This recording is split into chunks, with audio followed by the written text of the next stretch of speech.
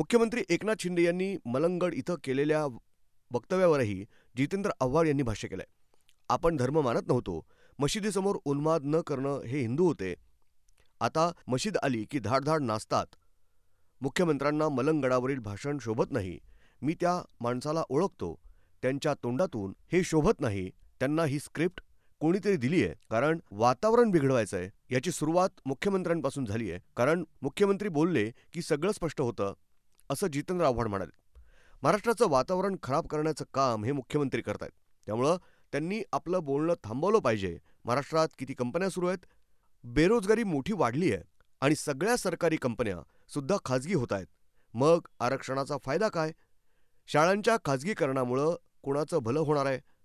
शिक्षण हे क्रांतिकारी शस्त्र आहे, असं जितेंद्र आव्हाड यांनी म्हटलंय. मला भाजपा प्रदेशाध्यक्ष चंद्रशेखर बावनकुळे यांना प्रश्न विचारायचा आहे की ज्यावेळी मंडल विरुद्ध कमंडल यात्रा निघाली त्यावेळी तुम्ही काय चाकावर बसला होता का? असं आव्हाड म्हणाले. शाहू महाराजांची हत्या करण्याचा कट कुणी रचला होता?